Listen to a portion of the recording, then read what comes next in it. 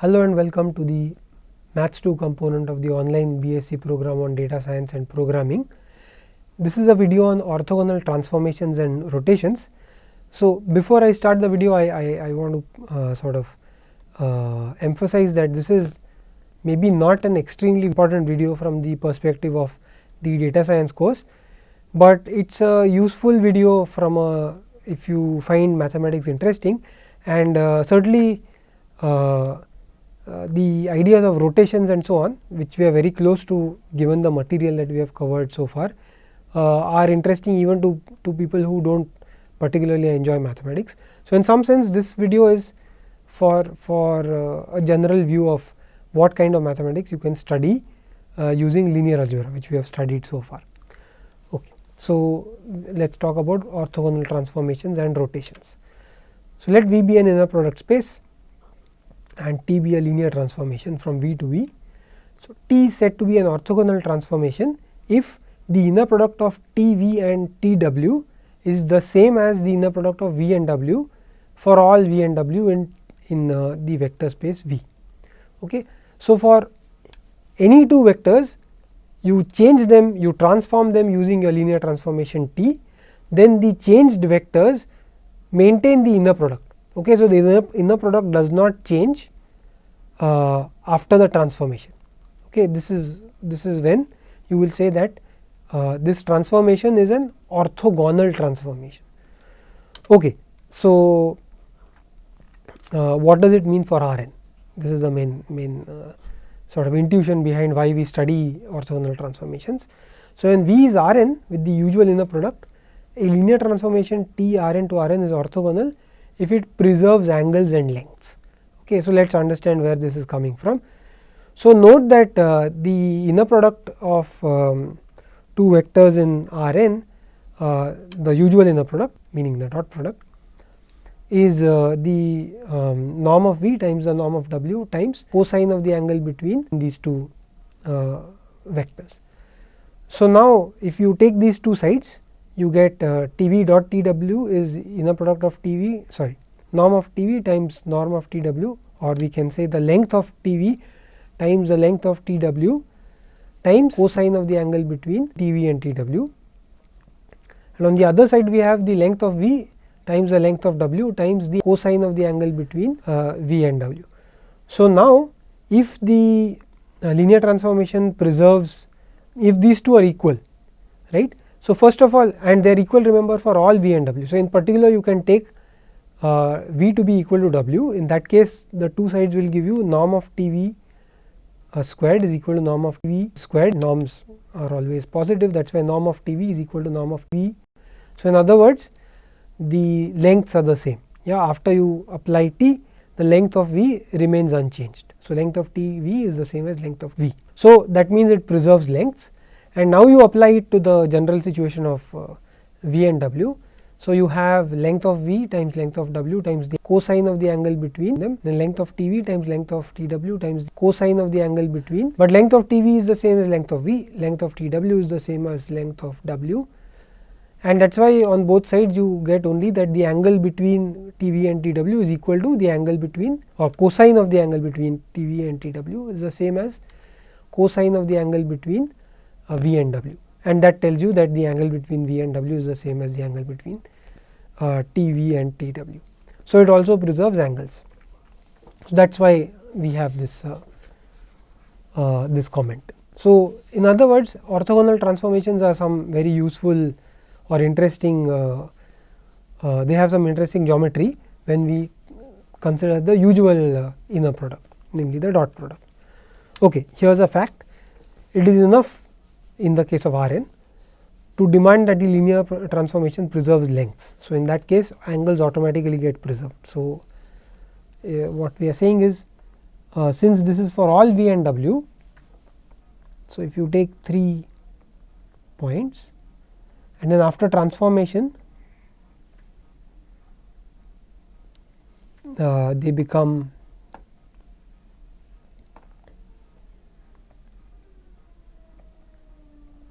like this. Okay. So, the relative lengths are the same, right. That means this length is also the same. right, and that will sort of force that the angle does not change. So, this is the idea. Okay, I am not proving this, but it is a fact that I think is very visually appealing. So, this is something you may be able to try and see. Okay, let us see a very nice example of these in action. So, this is a video created by our team. So, you look at the xy plane and let us look at this t.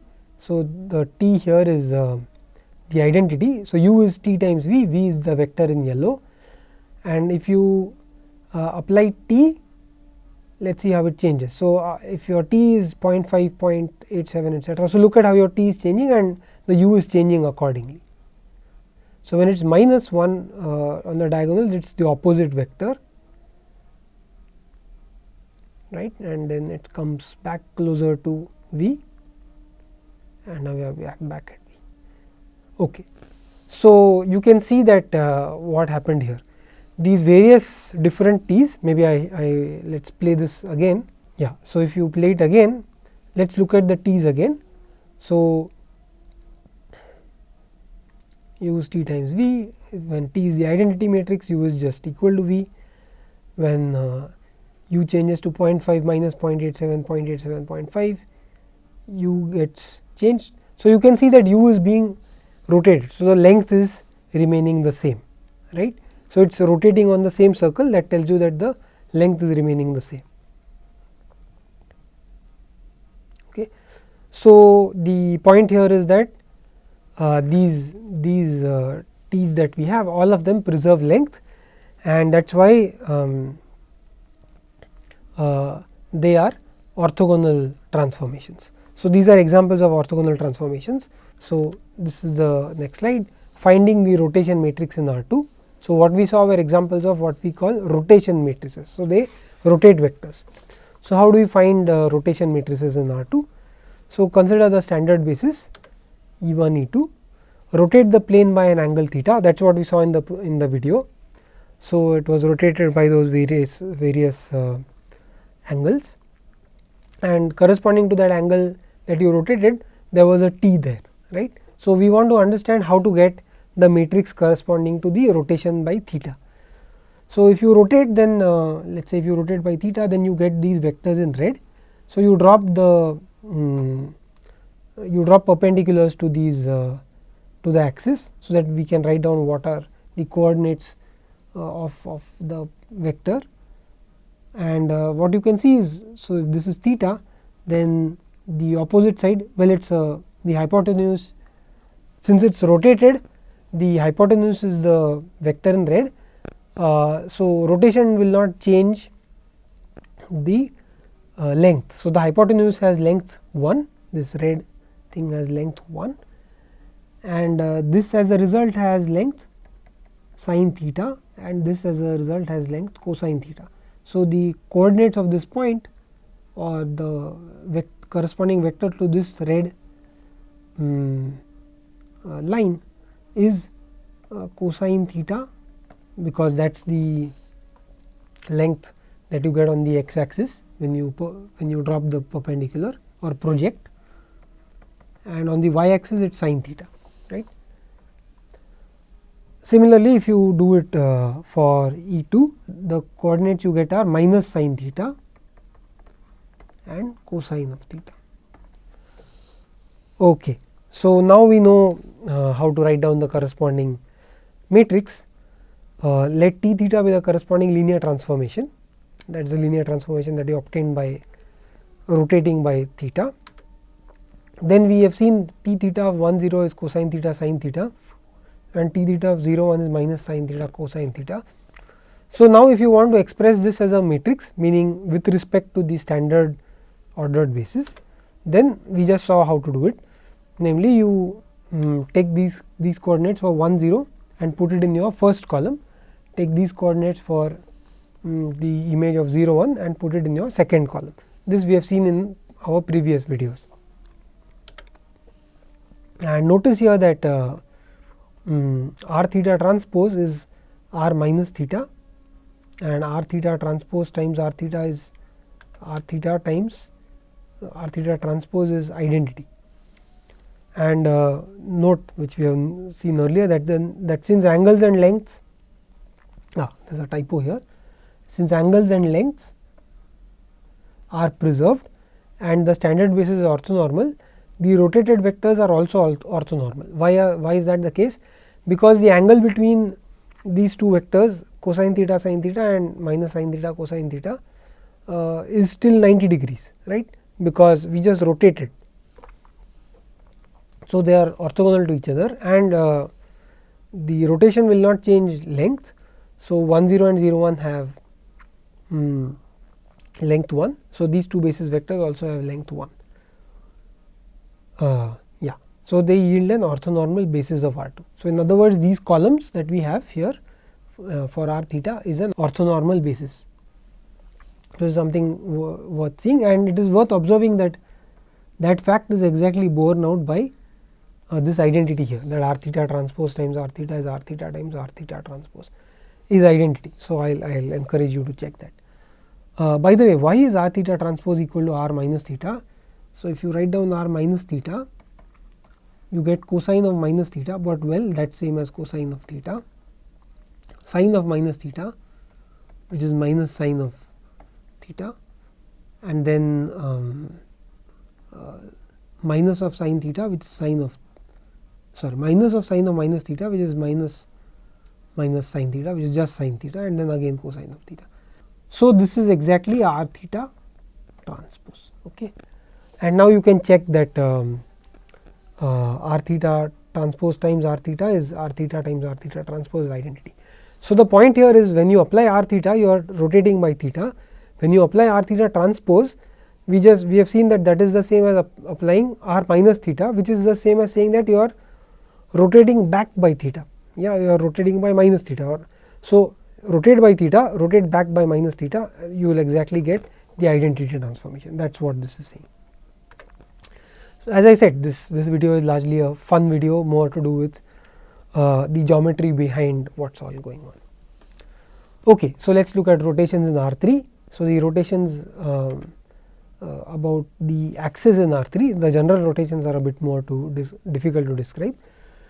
Since these clearly preserve angles and distances and are linear transformations, right? If you rotate about the axis, then certainly this is a linear transformation, and it is clearly going to preserve lengths and angles. This was what we also saw in R 2.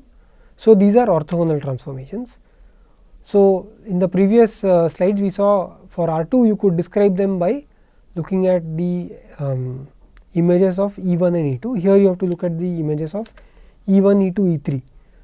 So, if we consider the rotation about the z axis, then E 3 is unchanged, because if you look at the z axis, that you are rotating about the z axis. So, the z axis remains unchanged. So, E 3, which is the unit vector in the z axis direction, remains unchanged, and the xy plane gets rotated exactly as in the previous slide. So, what we get is the corresponding matrix looks like cosine theta minus sin theta 0, sin theta cosine theta 0, 0 0 1. So, this is because we are basically rotating only the xy plane, and if you followed that, then the same idea will tell you that if you have the x axis which is fixed and you rotate about the x axis. So, here is x y z, here is your x axis. So, you rotate like this, right. So, if you do that, then you think of the y z plane, and on the y z plane you will get cosine theta minus sin theta cosine theta, and then it will be a block diagonal with 1 corresponding to the x axis being fixed. Okay, and then for the y axis similarly you have a 1 in the middle position, and the minor corresponding to that 1, or the matrix corresponding to that 1 is cosine theta minus sin theta cosine theta. Okay, so I will encourage you to check this. And again notice, again because of the previous slides, that T I theta transpose is T I minus theta, and T I theta transpose T I theta is T I theta transpose is identity, for the same reason that we gave in the R 2 example. Let us do another example. So, this is a bit more involved. So, look at the linear transformation T from R3 to R3 given by x1 x2 x3 is 1/3 x1 minus 2 x2 plus 2 x3, 2 x1 minus x2 minus 2 x3 and 2 x1 plus 2 x2 plus x3.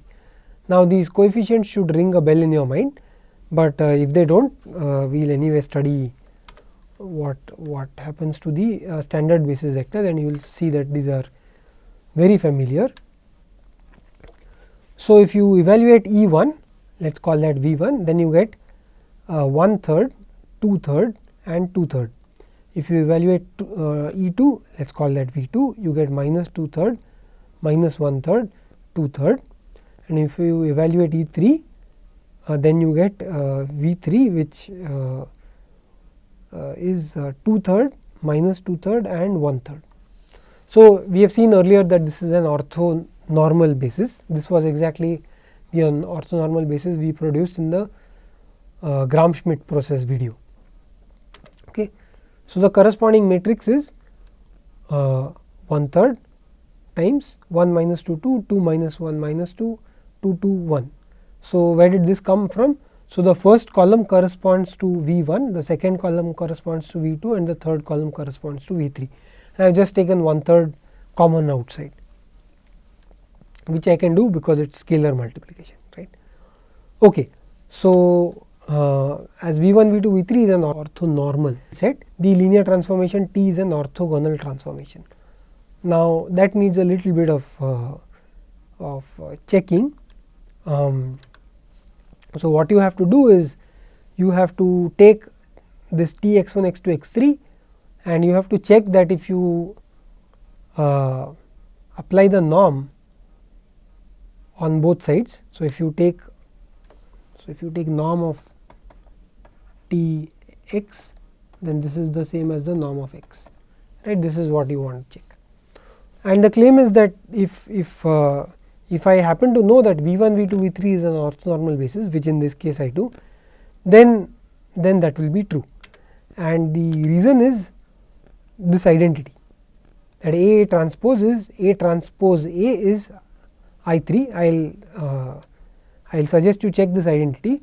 Actually, it's a very easy check, because what happens is when you do A transpose or A transpose A, really what you are getting is in each place is the inner product of two of these basis vectors.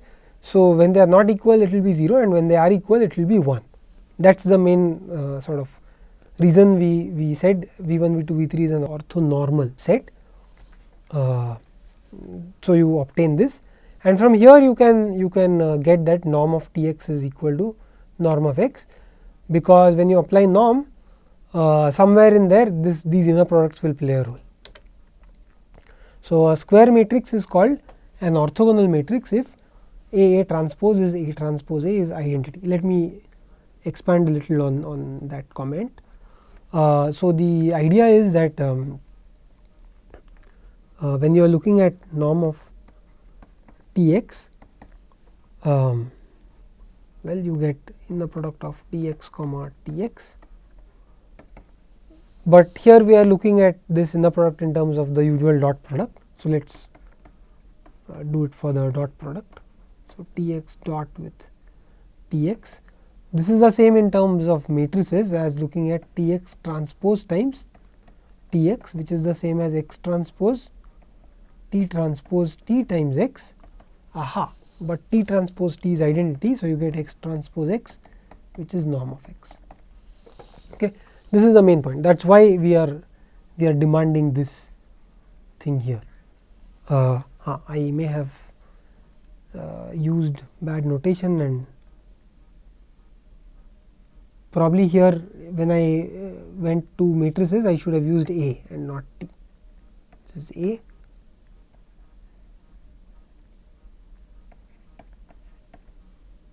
Yeah, everything else is fine, right. T of x, when you evaluate this x as a vector in R3 as in terms of its coordinates, you have to move to A. So, this is why it works, and so an orthogonal matrix is A transpose is A transpose A is identity. That's the reason we call such matrices as orthogonal matrices, because when you use them to create linear transformations on Rn, then those linear transformations are going to be orthogonal linear transformations.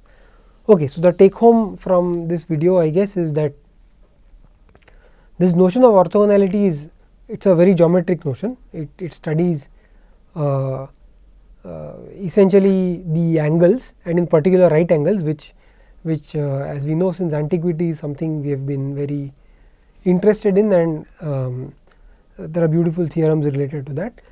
And this is some linear algebraic way of studying the changes that take place when you apply a linear transformation to angles, and in particular if they remain unchanged, then these are some special linear transformations, and they are called orthogonal linear transformations. Of course, you have to also maintain distances, so both are involved. That is it for now. Thank you.